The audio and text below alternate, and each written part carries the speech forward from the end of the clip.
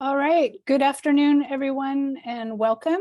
We'll get started in just a moment, but before things get underway, I wanted to acknowledge that we are recording this event and the video will be posted on the Basic Science website within a couple of weeks. So if you'd like to rewatch tonight's program or share with others, the video along with all the others in the series will be available for viewing. Due to the large number of attendees, we are going to keep the audience muted throughout the event, but we do want to hear from you. So if you have questions for any of our speakers today, please post them in the chat. We'll try to get to as many of them as we can, and we really do want to hear from you. So without further ado, I am going to turn it over to Mike Botchin, the Dean of Biological Sciences, to get things underway. Good evening, and welcome to our first event of this season and another installment of Basic Science Lights the Way. I'm Mike Botchin, and so excited and delighted to be here this evening with you all and to share more fascinating science stories with you. Many of you know that we launched this series about curiosity-driven science at Berkeley in the height of the pandemic. Though we are emerging from the pandemic, fingers crossed, and we are no longer tethered to our computers, we are happy that the audience has grown. Showcasing this important work of our amazing faculty and students is a personal mission for me. The theme of this series, as regulars know, is basic science research, also called fundamental or pure research. We attempt to show in this series why it is important and why it is such a great strength of UC Berkeley. It's through this type of open-ended research that scientists follow their own curiosity. They don't know where it's going to take them, and that's the point. To scientific theories and to better understand natural phenomena. Sometimes the scientist doesn't know where their curiosity is taking them, and those are often the most interesting and fruitful directions. So yes, discovery and subsequent translation are the results of basic research. We often point to the discovery of higher levels of iridium at the KT boundary, which helped us understand eventually the extinction of dinosaurs, the CRISPR-Cas9 methods that have revolutionized biology, and the expansion of the universe as outcomes of amazing results from a long series of questions that scientists ask and experiments that scientists perform. So first comes the asking and then the experiments. Once we are underway, we encourage you to post your questions for any of the speakers in the chat box. We will answer as many of them as we can. Tonight's topic is coping with global warming, how plants cope with past warming events, how humans can and are helping to restore and fortify aquatic systems in the present, and how humans will be forced to cope with the higher temperatures in decades and centuries to come. Our moderator this evening is Bill Dietrich, a professor in the Department of Earth and Planetary Science. He's director of the Eel River Critical Zone Observatory and member of the Mars Curiosity rover team. There's that word again. Bill's research has focused on the processes and rates of landscape, evolution, and links among landscape evolution, hydrology, and ecosystem. Okay, over to you, Bill. Thank you, Mike. We are now all experiencing the consequences of global warming, which will only intensify in the future. Much has been written about how humanity will cope. The term coping means the fact of dealing successfully with problems or difficult situations. This is an interesting term when we turn to the natural world. What does cope mean in the ancient geologic record, where we tend to mark changes by extinction and evolution? What can past events tell us about the sudden shock of global warming that we have created? When we turn to the current natural world, can organisms and the food webs in which they are embedded adjust? Or will climate change lead to new winners and losers, and ultimately to new kinds of ecosystems? What must we do to have ecosystems that will support us during our warming future? What will that future be like, and what can we do now to cope? Today, we're going to hear three inspiring scientists, Cindy Louie, Mary Power, David Roms. Cindy works on fossil plant communities during periods of major environmental change. Mary works on food webs under different environmental regimes, and David on atmospheric dynamics. So ancient, present, future, you might say. Though fast-paced, these presentations will give you all a remarkable glimpse into the important work of climate scientists doing very different kinds of work here at Berkeley. At the end of each talk, we will try to address some of the questions from the audience, so please add questions to the chat. Now for our first speaker. Cindy Louie is professor in the Department of Integrative Biology and a curator in the UC Museum of Paleontology.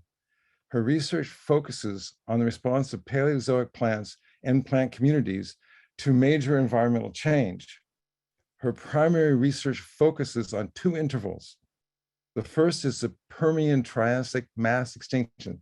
That's about 250 million years ago, which heralds the start of the Mesozoic, think dinosaurs. The second focuses on the demise of peat swamp forests when our planet started transition from an ice age world to an ice-free one during that late Carboniferous about 300 million years ago. And Cindy will be talking to you from the Gump Field Station, the UC Gump Field Station in Moorea, French Polynesia. So Cindy, please tell us about your work. Thanks, Bill. So this is our planet. And by just looking at it, at the glaciers and the Northern Hemisphere, we can see it's a relatively cool one. And because we're burning fossil fuels, our Earth is warming up and we're slowly losing our polar ice sheets.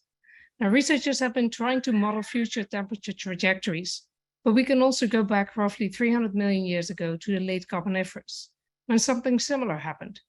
Also, just like now, Earth was in an ice-out state with glacial cycles that went repeatedly from relatively warm interglacial to very cold glacier intervals.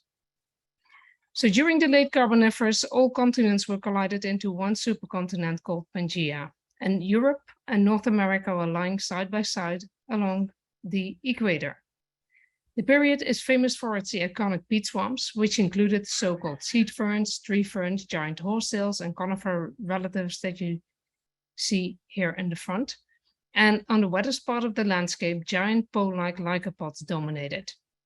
That's more in the back. So these swamps covered vast areas during the glacial part of the glacial interglacial cycles until the climate changed. So what happened? So during the late Carboniferous, our ice age, our planet had two stable states. It's in the interglacial mode that the continental ice sheets were relatively small, sea level high, and near the equator, rainfall was monsoonal.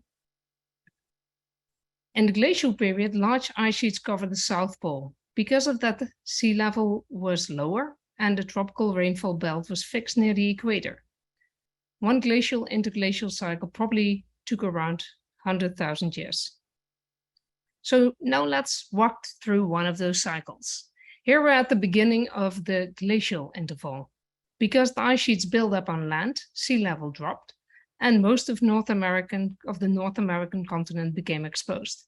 Even here in the tropics, it's relatively cool and it's ever wet, and it rains a lot all year around. So peat swamp forests started to form in the lower wet areas. The peat acts as a sponge and it rains so much that the swamps start to spread. Before long, the peat swamp forests cover all of the relatively flat landscape. Thick peat layers accumulate in large parts of North America. And then Quite suddenly, Earth switches into the warmer interglacial mode. The massive sun ice sheets begin to melt, sea level rises and drowns large parts of North America. So now, on the bottom of an epicontinental sea, the thick peat layers are covered by marine sediments and over time turn into coal. The ever-wet climate changes into seasonally dry, and the swamp forest communities can only survive in small weather patches on the landscape. So the planet cycles back into a glacial and the whole swamp expansion starts again. And this happened over and over and over. So during the glacial intervals that you can see here on the left, peat swamps were widespread. After the rapid warming, eroding the interglacials, the swamp taxa survive into refugia, indicated here on the right, top right, with little green dots. So this whole cyclicity went on for millions of years. And these peat swamps are amongst the best known fossil floras. Now, why is that? So sometimes during the glacial phases of maximum swamp cover, bits of the peat become encased in precipitating limestone. This preserves the plant tissues that make up the peat in exquisite cellular detail. And we use these fossils to study how the swamp communities coped with the repeated warming and cooling events. So we can cut these carbonate nodules in two with a saw and use acid, acetone, and acetate film to transfer a thin layer of the organic material into the acetate sheet. We call this an acetate peel. And you can see all kinds of structures here in this peel. Plant remains like these can be analyzed using a microscope. And that is what the late Professor Tom Phillips and his lab members did for several decades. They noted which species were present, what tissue types, what plant organs. So starting in the 1970s, this information was transferred to punch cards and summary data tables were printed on continuous paper using an IBM 360 computers. So these printouts, covering about 1 million square centimeters of acetate peel, were stored at the University of Illinois, Urbana-Champaign. However, the data never existed as a single digital data set, and that is what we set out to produce. After my graduate student, Ben Muddyman, spent almost half a year trying to use automated character recognition to extract the data from the printouts, we went back to the Phillips lab. There, in the corner, we found what we thought were videotapes. However, on closer inspection, they turned out to be 8-inch floppy disks, 355 floppies to be precise. So one of the big questions was, do these floppies contain peat swamp data and are they still readable? A team of vintage computer experts helped us build a 1980s computer from scratch and restored a 1970s floppy drive. The answer is yes. We now have 80% of the data we set out to digitize, and that made graduate student Ben Muddyman very happy, as you can see.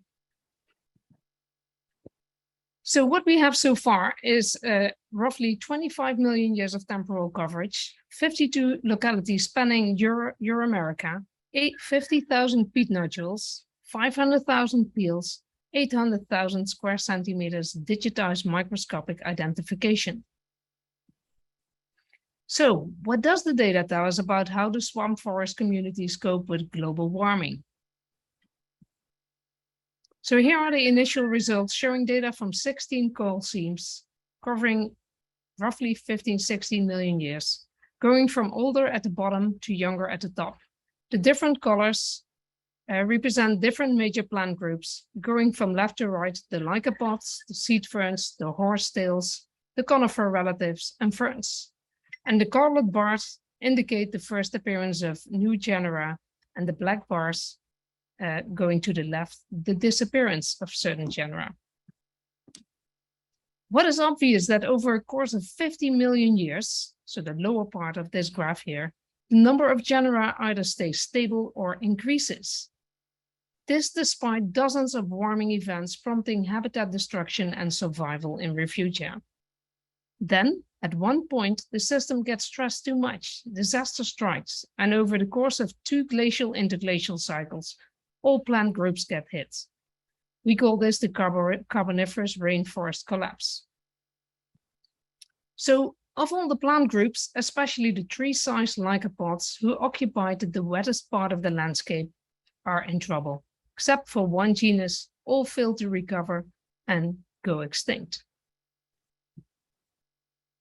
So what can we tell what happened? Well, there is information in the selectivity of the extinction.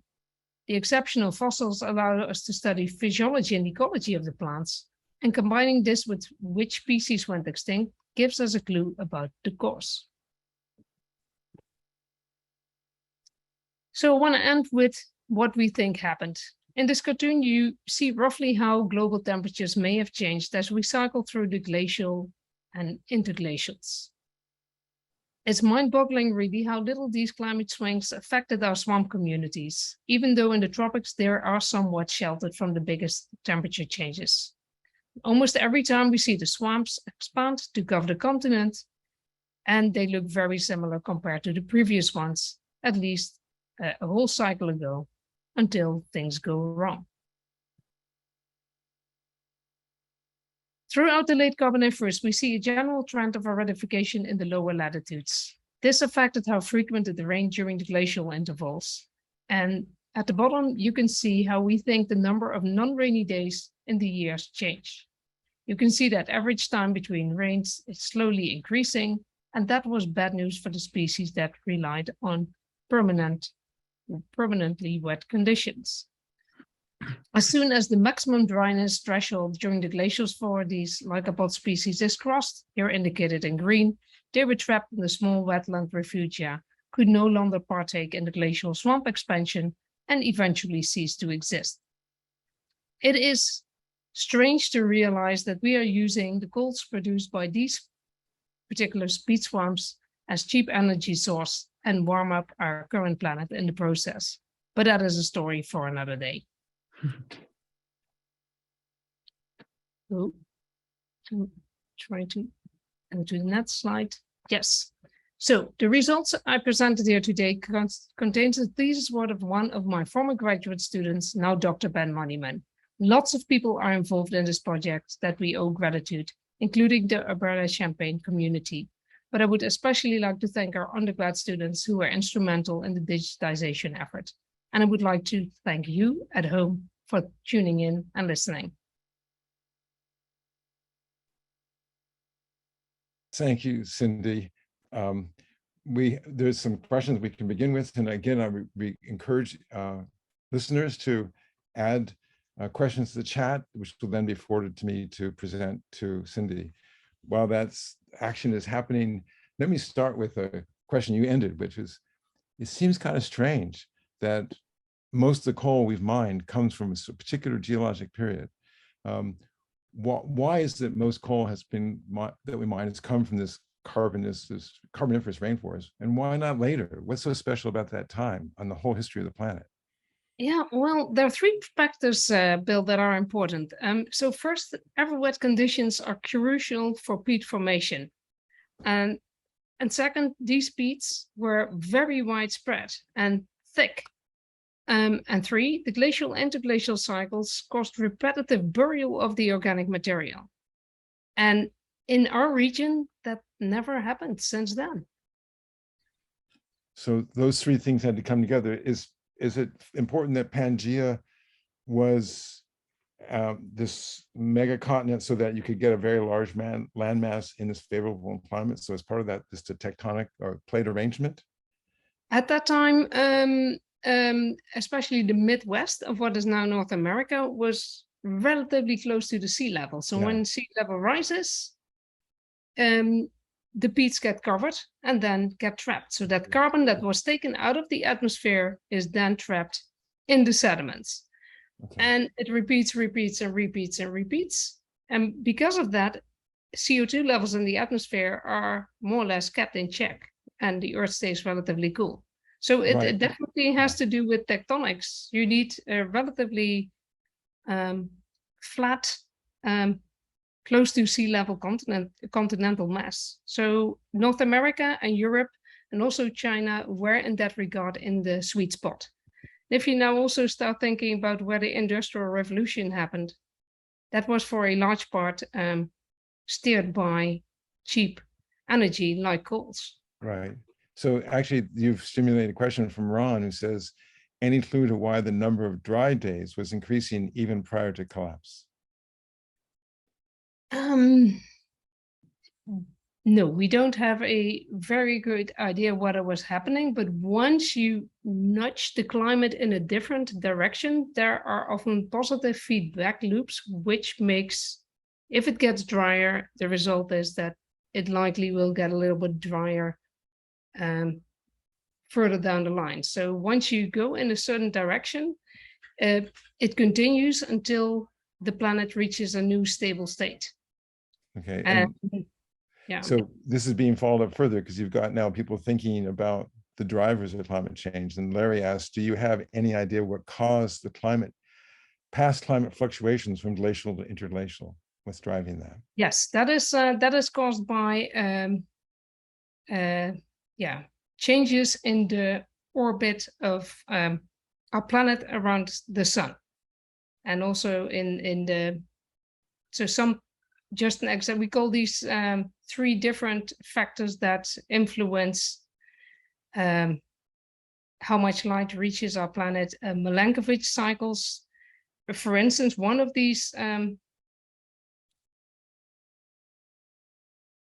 factors is if our planet's orbit is more round or more elliptical. It goes back from a little bit more round to a little bit more elliptical. And you can imagine that if that happens, less or more light reaches our planet, and it's the light from our sun that warms up the planet. So there are 3 of those factors that influence how much light reaches our planet, and that causes this cyclicity. And it can be 40 years, 100,000 years, or 23,000 years. So you're saying that this orbital variation and as such that we experience now has been going on for 300 million years, and it's the same basic driving mechanisms. Okay, great.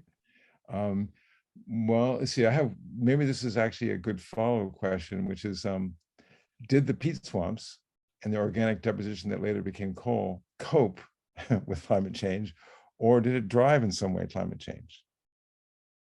Well, in a way, it kept our planet cool. If the peat swamps would not have been deposited, our planet would have slowly warmed up. It kept the planet cool. If you constantly take CO2 out of the atmosphere, so plants take up CO2 to photosynthesize, they build wood, they build their structures. If a large part of that organic material is permanently buried, it does not go back in the atmosphere through what normally happens, the rotting process.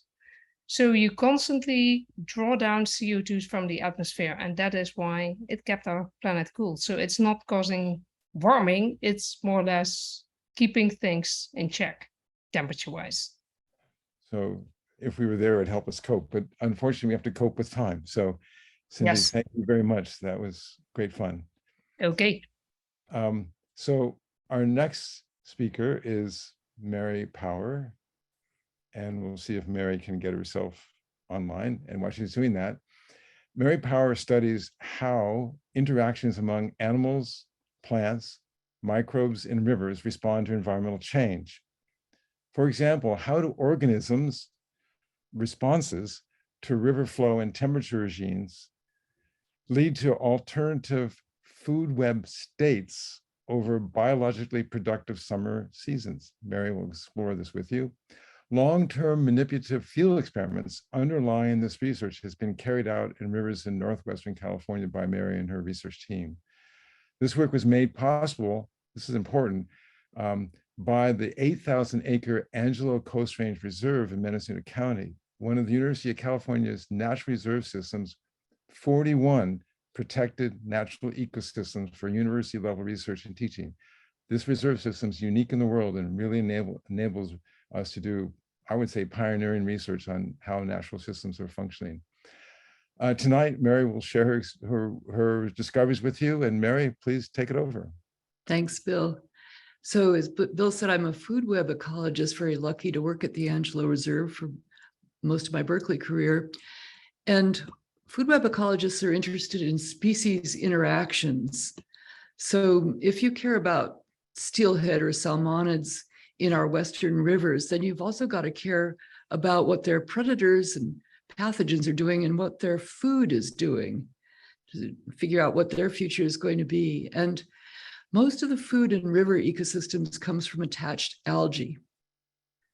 So these attached algae and the other members of the salmon-bearing food web experience extreme seasonal variation in our Mediterranean climates. You have these summer droughts that are interspersed with flood, rainy winters, and sometimes these floods are big enough to completely scour the gravel beds of these streams and wipe out a lot of the biology. And sometimes they're big enough to also wipe out towns and bridges. We've had 2 mega floods over the last 100 years. But recently we've had the other extreme inflows. So I'm getting outside seasonal variation now, getting into the variation between years. Here's our multi-year drought in 2014. This 10,000 square kilometer river, big river, completely dried up close to its mouth, first time in recorded history. And folks said, well, it's good that if it had to happen, it happened in September because the salmon made it out. And one might ask then, what about the salmon's food? And so that's what I'm going to talk about today, the outcomes for the base of the food web of increasingly severe changes in flood drought regimes. So the algae in the Eel River, we can, from a human perspective, you can think of them in 3 groups: the good, the bad, and the structural. So the structural algae is a green macroalga about the diameter of a human hair here that can grow meters long, and on it grow either epiphytic diatoms or epiphytic cyanobacteria. So epiphytic just means plants that grow on plants, like vines grow on trees. Diatoms or cyanobacteria and other creatures, other microbes, will grow on Cladiophora in rivers. And summarizing decades of work here in a cartoon, if you look on the left, I just want to tell you that if you have a scouring winter flood, it obliterates all of the rock-bound biology, but then the Cladiophora comes back first, growing vegetatively, and it gets covered with good microbes, and then these get eaten by fast-growing, unarmored insects that are great fish food. So after scouring winter floods, you get food chains that divert a lot of energy to predators like steelhead, salmon-bearing food web. If you don't get a scouring flood the previous winter, either because you're in a drought or because we've dammed the rivers, then you don't get a big algae year because large numbers of predator-resistant grazers overwinter, and then they graze down the algae before it gets a chance to grow long, and the food is restricted to the edible grazers, and the salmon don't grow as well. So these drought summers are small algae years. Let me tell you why the algae are so important. Here's a big algae year following a scour. And as I said, the green Cladiophora gets meters and meters long. It starts out green, but by midsummer, it is yellow. And then later in the summer, by about mid-July, it gets actually a cinnamon red color. And these color changes are due to deepening layers of diatoms on the structural green algae. So the scanning on black and white micrograph here shows Cladiophora buried about 5 cells deep in one of the most amazing and nutritious of all of the diatoms. That's the diatom epithemia, that inside its little cell hosts endosymbiotic cyanobacteria. So these are bacteria that you can see, the diatom here has died. It's lost its healthy orange color, and the endosymbiotic cyanobacteria are dying, but you can see them clearly here. You can also just make them out in living diatoms too. These spheroids are fixing atmospheric nitrogen. And while all diatoms are extremely nutritious, if you grabbed a handful of diatoms, it would smell fishy to you, but actually fish smell diatomy because all of the polyunsaturated fatty acids and other oils that make fish so healthy for us to eat, fish actually acquire through their diets from diatoms. So diatoms are making these wonderful lipids, but also epithemia, its cyanobacteria, fixes atmospheric nitrogen, takes N2 out of the air, and synthesizes all the amino acids that are needed to make protein. So it's the God's gift to the food web in the Eel River, and all of the snails and isopods and amphipods in the estuary, and the tadpoles and the aquatic insects all eat it. So it's very strange that it's still so abundant. Okay, so just to remind you, if you have a scouring winter flood, this dotted line here shows the base level at which the water gets high enough to mobilize the gravel beds of the rivers, the gravel and cobbles. So you have a scouring winter flood, and it's followed by what we call a normal summer. There's a recession, but you still maintain a low base flow. That produces salmon state. If you lack those scouring floods, then you get dicosmica state. But here's the third food web state, the third transition we can get during the summer that's very concerning, cyanobacteria state. So why might we have a wet winter, but then have severely low summer flows so low that the sunny main stem pools become warm and stagnant? Well, that can happen if we withdraw too much water from the rivers in July when the food web needs it the most, but also the marijuana needs it the most, or other crops or other human uses in the basin. If we over extract water, especially during drought, we're going to produce a mess in the river, which is that third food web state. The Cladophora might grow big if we got rid of the defended grazers, but there won't be enough flow to push it out to the estuary where it would get devoured immediately. Instead, it stays and stagnates in the channel and gets warm because it's right there at the surface. And the diatoms in the mat die. So remember, a healthy diatom has all the vitamin A carotenoids making it orange, but it's lost those pigments now in the heat, and it's bleeding out its chlorophyll. And algae that can withstand hot temperatures include, unfortunately for us, potentially neurotoxic cyanobacteria like Anabina, the yarn ball here, and Microcoleus. So those both are potentially neurotoxic. And so when dogs encounter these things and lick their fur, they can die in convulsions in 20 or 30 minutes. The cyanobacteria start colonizing the good brown algae showed here, gets overgrown with a cloak of cyanobacteria that then is smothering the algae and absorbing its nutrients that are released by the dying cells and growing and then popping off and collecting along margins where dogs encounter them. So to understand more precisely what temperature thresholds and flow thresholds do to these interactions of microbes that could be either incredibly nutritious or potentially toxic, we have established a streamside laboratory that we call the Kraken. And the Kraken's tentacles are plastic tubes that pull river water up to tanks that either heat it or cool it, and then distribute it to 60 little sucker discs, which are our little microcosms that circulate and allow us to have very precise control over temperatures. Then we put the microbiomes of Cladophora in these things, treating them kind of as inside out guts. And I say that may sound strange, but many of you know how much interest there is in gut microbiomes and how bacteria are interacting inside, for example, human guts, but you can only sample poop. and you can't really manipulate it very extensively.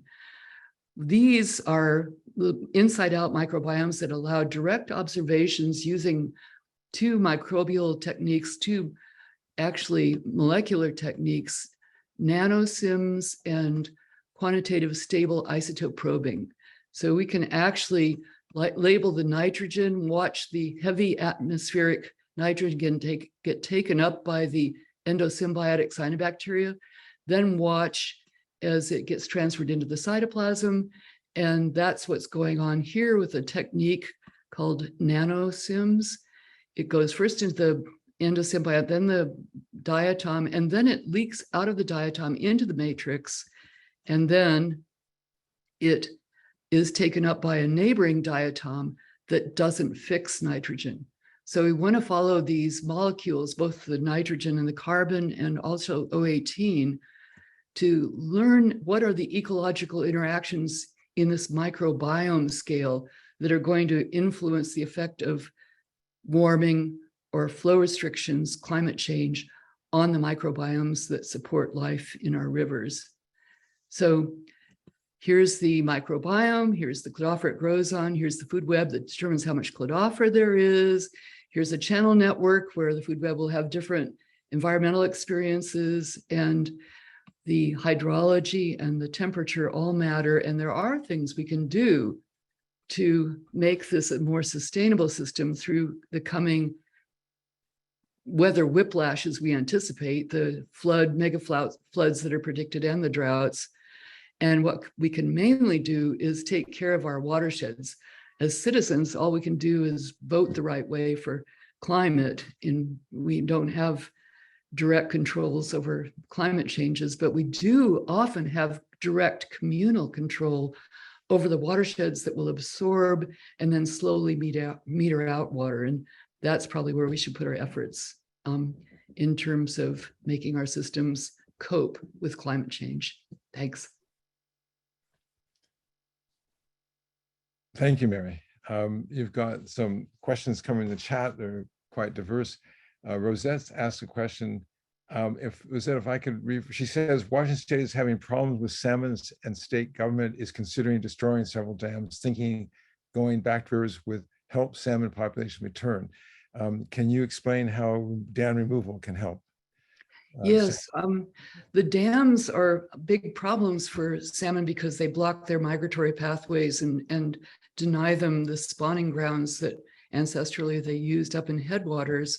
And also dams, especially high dams, have very artificial thermal regimes. So they're cold in winter, and that makes insects, screws up the life cycles of the insects.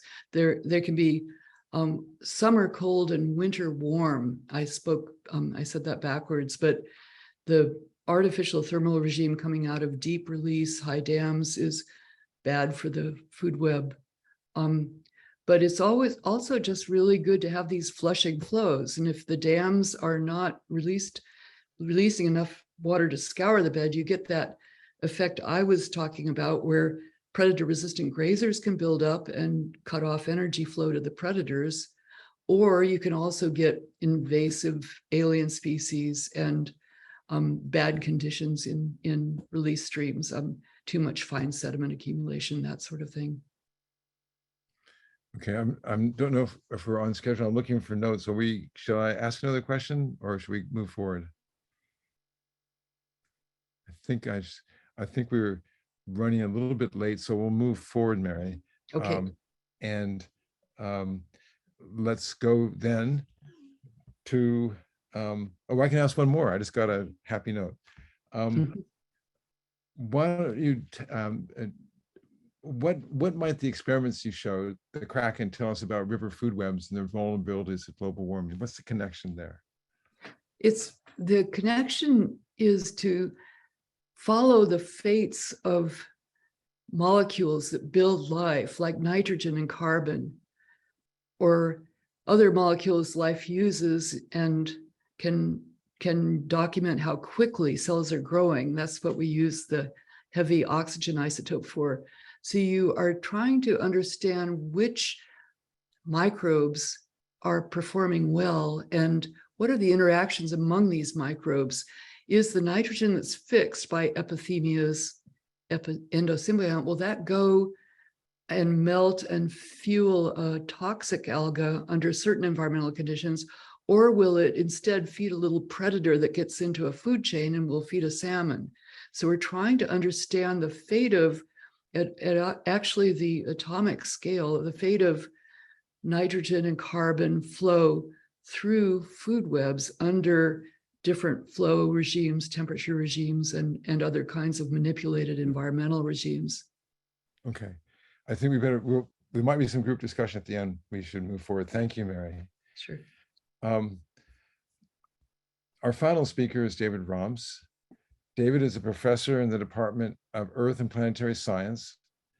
His research group at UC Berkeley and the Lawrence Berkeley National Lab uses theory, simulation, and observation of clouds and atmospheric dynamics to improve our understanding of Earth's climate. His research interests span climate, atmosphere, atmospheric science, weather, clouds, and fluid dynamics. David, please tell us about your work. Thanks, Bill. I'm going to start with this actually pretty sad photo here. This is from the 1995 Chicago heat wave. And one thing you'll note about this image is that the people here carrying this body bag have guns on them. This was an event that was so severe and caught officials so off guard that at the peak of the event, police officers were transporting bodies to the morgue. By the end of this event, over 700 people had lost their lives because of the intense heat during this heat wave. Now, at the end of this heat wave, when the dust had settled, everyone was saying the same thing, from the mayor's office to the Department of Public Health to the firemen. They're all saying, no one warned us. Now, the National Weather Service had put out their usual heat advisory warning and also issued retrospective analysis of the heat wave event, which was published in the local paper here in the Chicago Tribune. And you'll see that the heat wave peaked on July 13th. And most notably, there are two numbers you'll see there. One is the high temperature on that day. And the other is this thing right here. This is what we call the heat index. And this was a very high heat index. And the heat index in particular, what it does is it feels like temperature. It tells us what the existing combination of temperature and humidity actually feel like in combination. It's the temperature, this heat index is the temperature that would feel the same to us at a normal amount of humidity. So they announced that, yes, they warned it was going to get around this value, and they said, yes, we got to 125 degrees Fahrenheit, which is very, very hot. Now, why am I, let me back up just a little bit more and tell you where this heat index comes from. So it comes from a 1979 paper that was published by a physicist at Colorado State, Robert Stedman. And in that paper, it's a brilliant paper, a wonderful piece of physics, thinking about the flows of energy and moisture through the human skin, through clothing. It really is a masterpiece. And in this paper, he has this figure here. And you'll see temperature on the side running down. You'll see relative humidity running along the top. And each corresponding cell in the middle, that's the heat index. Now, the temperatures here are in Celsius because that's the temperature scale that most scientists are more comfortable working in. But this is the heat index that the National Weather Service used. But there is a problem with this. And the reason my graduate student and I encountered this is because, well, we're climate scientists and we wanted to understand how heat waves are going to change in the future from a human perspective. And so the heat index is the gold standard. It was the natural thing to go to. But when we looked at this table, we were quite puzzled by this. There are no numbers. The heat index simply wasn't defined for these more humid or hotter conditions. Now, the National Weather Service decades ago decided on a remedy. What they did was they filled in numbers here just by extrapolating. But the heat index is based on actual physics and physiology. It's a real model of how a human regulates its temperature. And that those extrapolated numbers were not based on any science. They were basically made up numbers. And so we got to wondering, how do we fix this? What's the problem?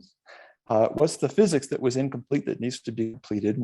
And how worried should we be about heat index values that get into this undefined territory? Well, I had the privilege of working with outstanding students, including this particular student who's a PhD candidate in the Department of Physics. And together we solved this problem. And we were able to fill in the numbers that have been missing in this chart of the heat index since its conception in 1979. So now we have a complete heat index, and the paper that completes it is available online, but is technically published in the October issue of the same journal that Robert Stedman published his heat index in. This is Yichuan Liu, the graduate student in physics who led this project. Once we had filled in those numbers, we got to wondering, well, how often in the past has the National Weather Service relied on those effectively made up numbers? And what are the consequences of that? So again, you'll see how basic science is leading into some potentially practical applications here. So we went back to this 1995 Chicago heat wave. Again, the National Weather Service said that at the Midway Airport, the heat index hit a maximum value of 125 degrees Fahrenheit. Well, we recalculated the heat index for that day and that location. And it turns out it wasn't 125, it was 141 degrees Fahrenheit. Now, that's a pretty big difference. And there are people who say, well, hot is hot. And 125 sounds unbearably hot, 141 sounds unbearably hot. What's the difference? Why does it matter? And the reason it matters is because each heat index value maps onto a unique state of a person's physiology.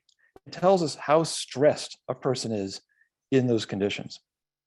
So if we look at that Chicago heat wave, on the left is a map of the skin blood flow, the blood flow to the skin that someone would need in the shade to keep their core temperature at 98.6 degrees Fahrenheit, according to the old National Weather Service values.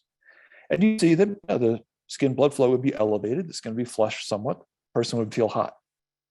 But when we use the updated heat index that's based on physics and based on physiology, we see that actually this event was pushing people to the extreme, almost to the limits.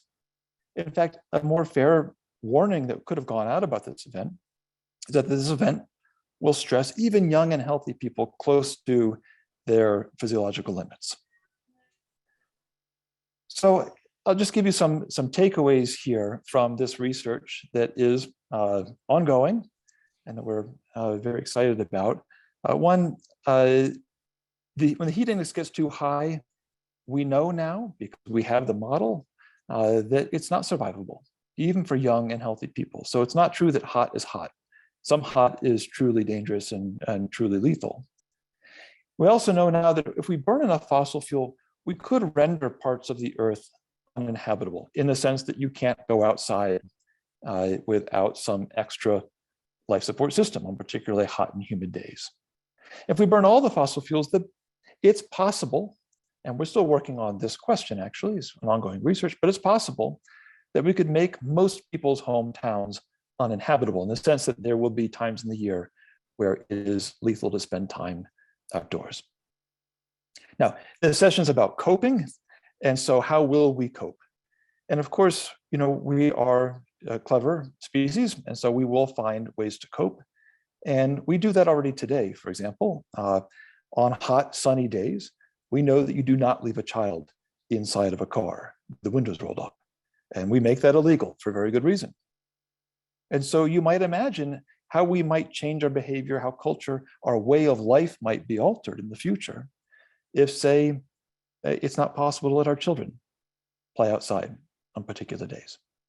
And so there is the potential to cope, but certainly we hope we don't get there. And so I will just leave you now with a slide of what I think are 3 other important takeaways, but I will end my monologue there.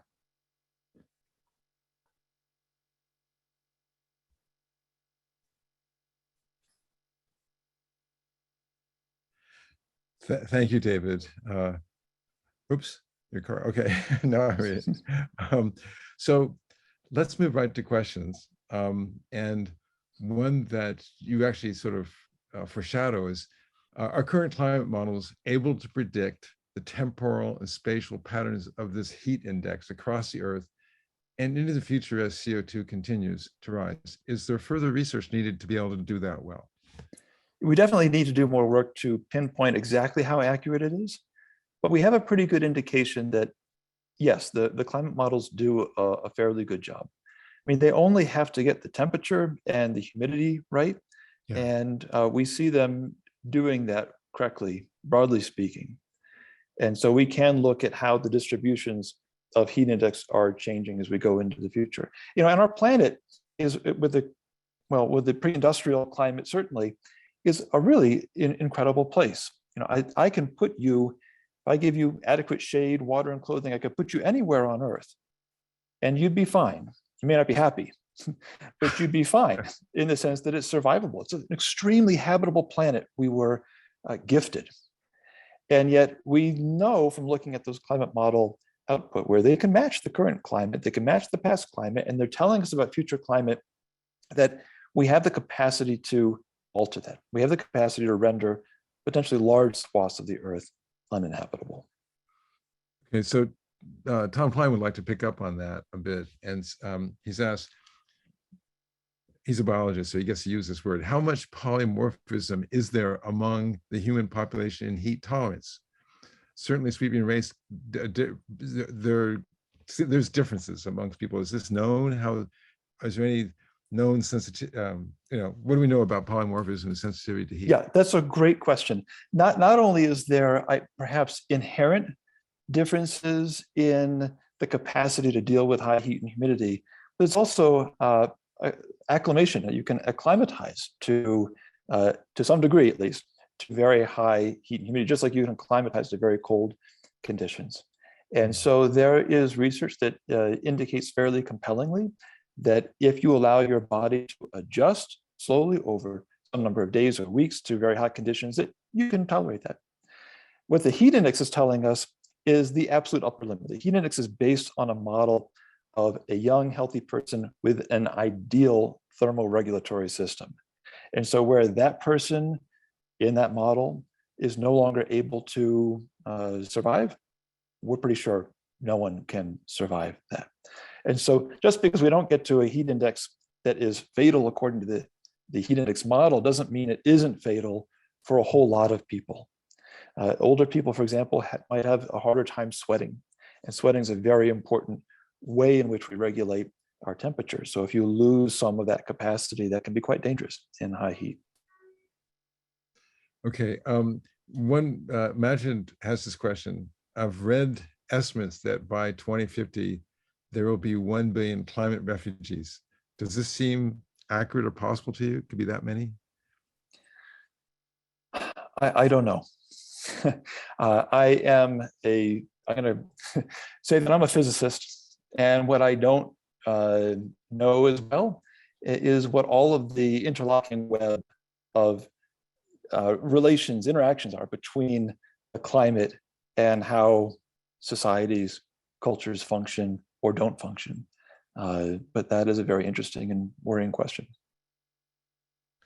Okay, I think we've got about 7 minutes left, and the idea here is to open it up to all the speakers. If there are further follow-up questions or some links between the talks that any of the audience would like to raise, this would be a good time to do it. So, folks,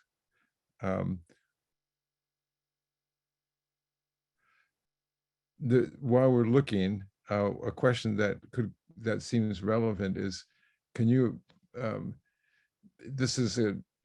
since you're anticipating a pretty hot future, should we be requiring all new buildings, homes and otherwise, to have air conditioning and the energy for which is derived from, say, solar, or, so you're not contributing to the problem? Yeah, I think we're gonna have a lot more air conditioning in the future. And, maybe a small silver lining is that the months and days when you need air conditioning the most are the months and days where you're likely to be generating the greatest amount of solar power. Yeah. And so, if someone is interested in how close can I get to having my building, my home, be carbon neutral? One way to really do, if you're going to be extreme, and I'm not recommending this, but if you're going to be extreme, you take it off the grid. And if you take it off the grid, what are you optimizing for? Are you going to paint the house white to minimize your energy usage in the summer? Or are you going to paint it black so that you can minimize your energy usage in the winter? And the answer is you want to minimize your energy usage in the winter because there's less sun then. You're going to plaster the roof with solar. You have plenty of energy to take care of air conditioning in the summertime. The bigger ask is for the solar panels that you've installed to take care of your heating in the wintertime.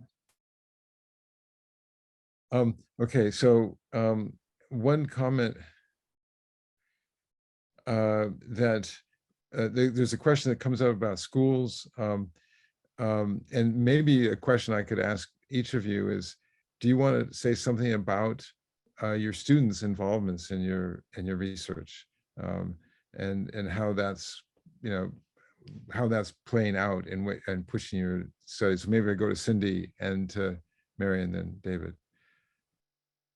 Yeah, often you hear colleagues say, and I agree with them, that it's not the faculty themselves who move all the research forward, but that it's the fantastic graduate students we have that make the big changes. There's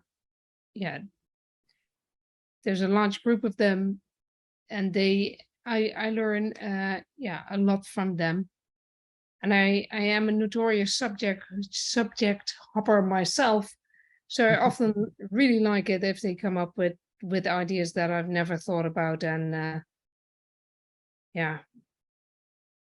it's really rewarding and very nice to be here at Berkeley, where there's so many incredibly smart grads and creative ones. So Mary, do you wish to comment? So food web ecologists love every organism in the food web, and even the cyanobacteria and the reason that we're advancing the base of the food web work with these molecular techniques is my very first fledged graduate student, Jane Marks, is leading the project that involves the molecular techniques and collaborations at Northern Arizona, and Lawrence Livermore with the techniques for visualizing these molecular atomic transfers. Then I have, at the same time, other fledged graduate students. Being an emeritus professor now, I get to play with them and they become grown-ups, so it's even more fun. But so my other students are working at the very top of the food web with the salmon and with the predatory pike minnow that eats the salmon. So I get to be all over the food web. We've also had great students studying the invertebrates, the intermediate levels. And so you get to, students kind of specialize. They have an affinity for one organism or another. And then that deepens the otherwise very broad, shallow knowledge that a food web ecologist would have to have because of being interested in everything. So David, I'm getting signals we have to wrap up, but can you give us sort of a minute of happiness with students? I can give you an hour of happiness, but I'll give you only a minute. Okay. The students at Berkeley are fantastic. It's one of the things that makes Berkeley such an amazing place. And I'll tell you just my experience. I was a theoretical physicist, I was in particle physics, and I switched into climate because of my concern about climate change. And that's made me someone to whom a lot of people, a lot of graduate students and undergrads in physics reach out to, because there are many physics students who are concerned about what's going on with climate, and they want to know what can they do. And so I have the privilege and honor of fielding these questions from many students, and a handful of them end up in my group, including the most recent student who joined, who's a current PhD student in string theory, my old field, now doing climate science.